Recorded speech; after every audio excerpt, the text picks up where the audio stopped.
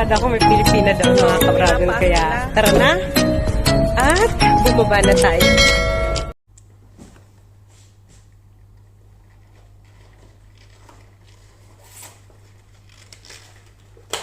Hello, hello, hello mga ka-Oragon! Kumusta po kayo? Hello!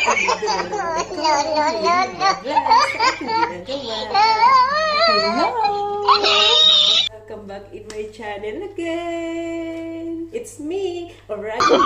No.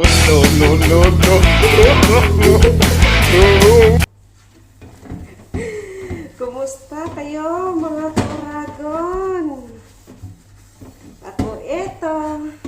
Ganun pa rin ang trabaho. Kuskus dito, kuskus doon. Trabaho dito, trabaho doon.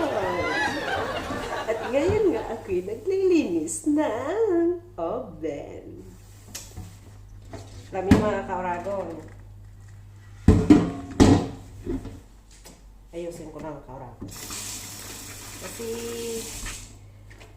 hindi makita masyadong akong pagmumukha. Yan. Yan. Yan. Yes. Kita na. Yun nga mga ka-Oragon. Eto, nagkukuskus ako ngayon. Ganito ang pagkukuskus.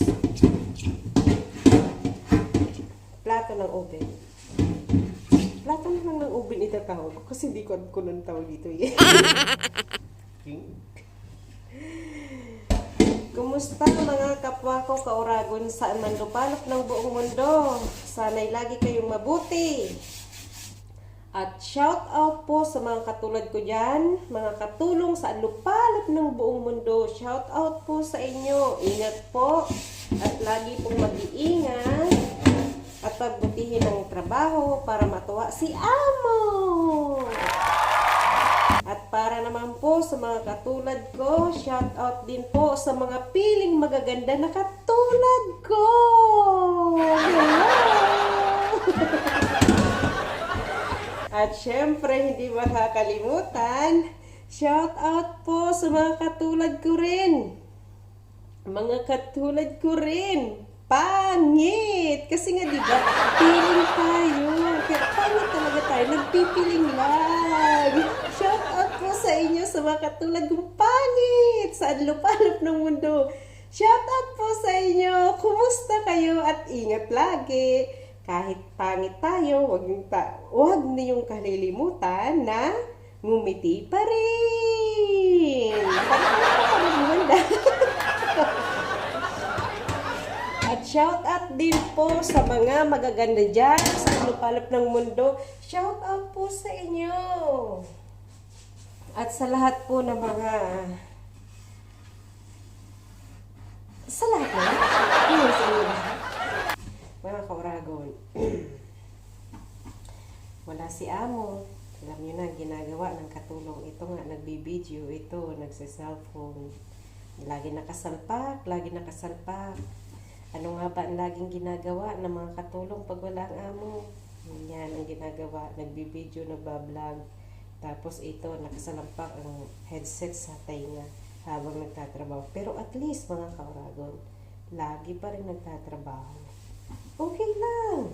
Mag-vlog, mag-live, makinig. Basta ang kamay, ito, nagtatrabaho. Yun nga lang.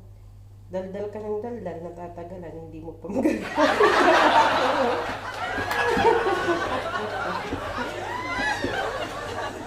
Yan, pag wala si Amo, ganito ang ginagawa ng isang katulong. Dapat, mga katulad ko katulong dyan. Ganito ang gawin nyo. Dapat, lagi kayong nagbablog, nakikipag-usap sa sarili nyo, mag-video na lang kayo sa sarili nyo, kung hindi naman mag-live, para lagi kayong nakangiti. Alam nyo na, kailangan lagi tayo nakangiti. Kasi, pag hindi tayo ngumiti, lalo tayong tatanda. Alam nyo na, mga ka-Oragon, mga kapwa ko katulong sa lupad ng buong mundo, na tayo'y maraming problema. Marami tayong problema. Alam niyo kung ano ang problema ng isang katulong? Totoo! Kasi nga, tayo, mga katulong, wala tayong nahahawakan ng pera. Kaya nag-aabot tayo. Walang pahingang trabaho. Tapos, ang masama pa nito, wala nang pahinga sa trabaho. Wala pa tayong ipon!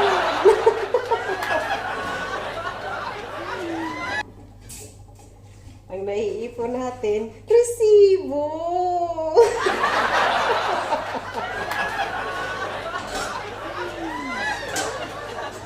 Meron pala tayong mga naiipon na kauragon. At napakarami na.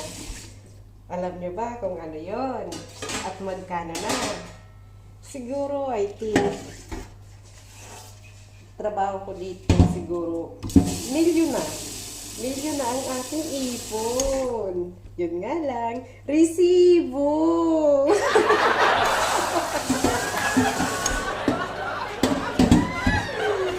Buhay ng isang katulong. Maraming naiipon, na resibo nga lang. Kasi buwan-buwan, lilipad.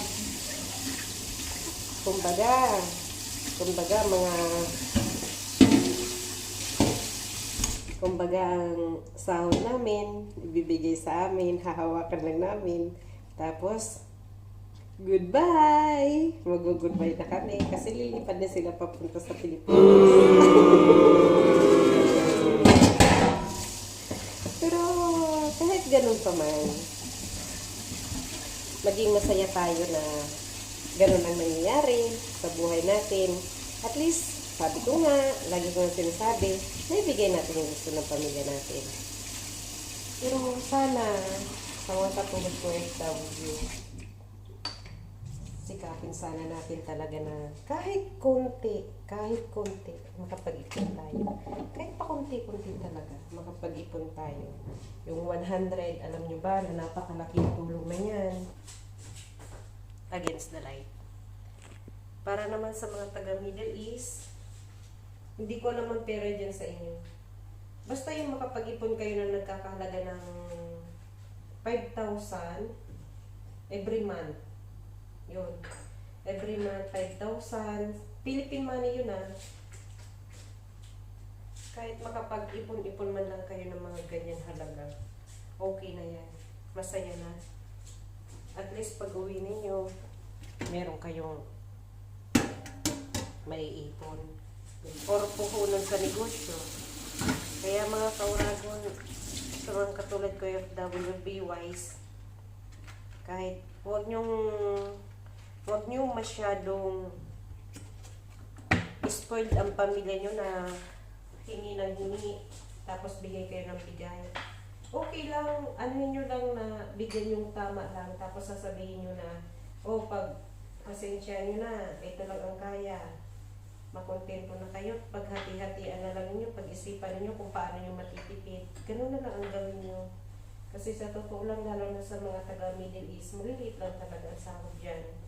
Kaya sana be wise. Sana makapagtabi kayo kahit 5,000 lang. Kung halimbawa, nasa 20,000 ang sahod nyo, magtabi kayo ng, ang ipadala nyo nasa 15,000.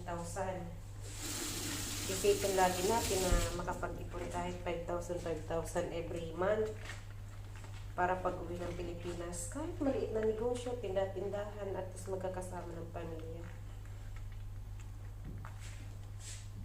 Ganyan na lang ang isipin natin.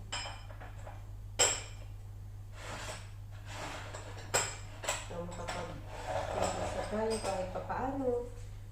Hindi naman habang buhay. Alam mo naman, habang buhay ba kayo magiging katulong?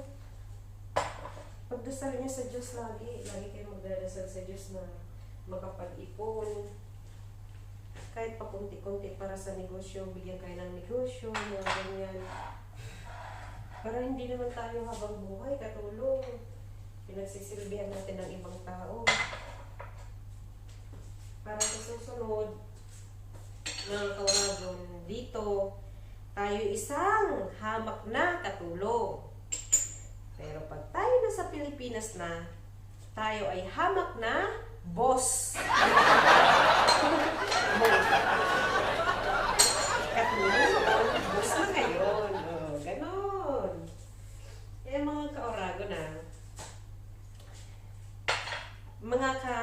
kakatulong ko pala. Mga kakatulong ko.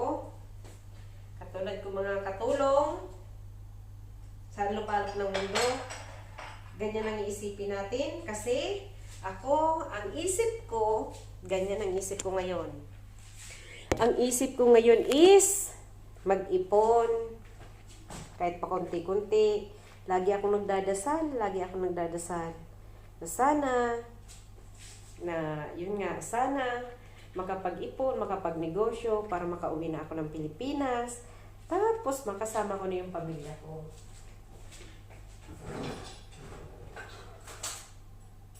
Kahit sa totoo lang mga kauragon, nakakatakot ng umuwi ng Pilipinas. Nakakatakot na kasi hindi natin alam. Sobrang nang mamahal na mga bilihin. Pag sobrang mahal na ng mga bilihin, hindi natin alam kung makakabili pa ba tayo ng mga gusto nating pagkain. Kaya sana sa mga maisipan nyo, sa mga magbi-business, sana maisipan nyo kung ano yung magagandang business, kung yung maganda bang business na hindi kayo magugutom. Katulad ng mga animals, tapos mga tindahan, mga grocery. Ganyan lang gawin yung business para hindi kayo nagugutom. Alam niyo mga kauragon, ang pinaka-importante ngayon na maging business natin is sa pagkain, katulad ng mga grocery. Kasi alam niyo, sobra nang mamahal talaga ng mga bilihin. Sa totoo lang mga kauragon, sobra nang mamahal ng mga bilihin ngayon. Kung hindi tayo mag-grocery yung mga tindahan natin, magiging business natin mga ganyan, puro tayo bili. Tapos ang mamahal ng mga bilihin, baka wala tayong mabili, wala tayong makain. Hirap mga kauragon. Kaya sana, mga katulad ko FW, sa totoo lang, nakakatakot ng umuwi. Nakakatakot ng umuwi ng Pilipinas. Sa sobrang mahal ng mga bilihin. Pero pray lang.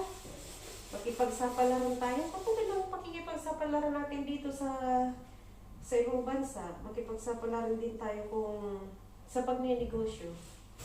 Basta may sapat ka negosyo. Basta may sapat kang pang negosyo, kaya yan. Basta samahan nyo lang ng dasal.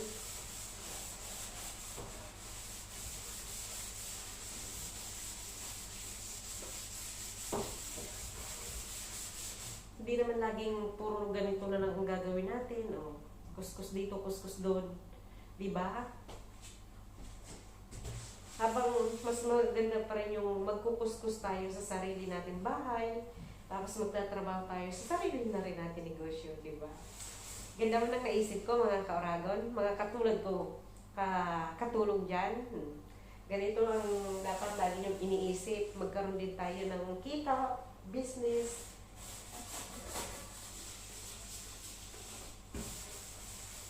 Sipagan lang natin. Para pag po na tayo, uwi na tayo. O, paano yan? Napakarami na naman. 20 minutes na naman ang aking naidaldal sa inyo, mga kauragon. Maraming salamat po sa mga nanonood sa aking vlog. Mga kauragon, tandaan niyo po yung sinabi ko, mag-ipon tayo. Tapos, mag-isip ng magagandang negosyo. Yung mga simple lang. Ba, hindi naman yung talagang bonggang-bongga na negosyo, yung simple lang na mabubuhay tayo, na may pagkain ng pamilya natin, may bibigay natin yung gusto nila, mapapag-aral natin yung pamilya natin. Pero mapayo ko lang sa mga katulad ko, katulong dyan na kung halimbawa may anak man kayo, huwag muna kayong uuwi hanggat hindi tapos sa pag-aaral ang anak ninyo. Patapusin muna natin sila. Pag natapos na, go home. Tapos doon tayo magninegosyo. Ganun na, mga kauragon, mga kapwa ko katulong ha. Pag hindi pa tapos ang mga anak, wag mo nang uuwi. Tiis muna tayo dito. Pag tapos na, doon tayo uuwi. Okay, mga kauragon? And thank you po sa lahat. And bye-bye na po. Kailangan ko na magkuskus kasi naka 20 minutes na akong tambay. Yun nga, nagdadaldal na naman ako dito. Ganyan talaga pag walang amo, ha? Ganyan ginagawa talaga ng mga katulong pag walang amo. Daldal muna dito, daldal muna. Kasi ginawa po, maraming po sa inyo. And thank you po so much. Muli po sa mga katulad ko, mga pangit at piling magaganda na katulad ko katulong dyan, ganito na lang ang gagawin nyo. Mag-vlog-vlog kayo, tapos para lagi kayo nakangiti. Ako is 36 na, pero lagi pa rin napapagawa ng 25. Basta po, muli po, maraming salamat. God bless you po at ingat po kayo palagi. Laging tatandaan, laging magdasal, mag-isip ng positive, at saka laging isipin ang mahal sa buhay para hindi nakakahanap ng iba. Thank you po and God bless you. Bye-bye!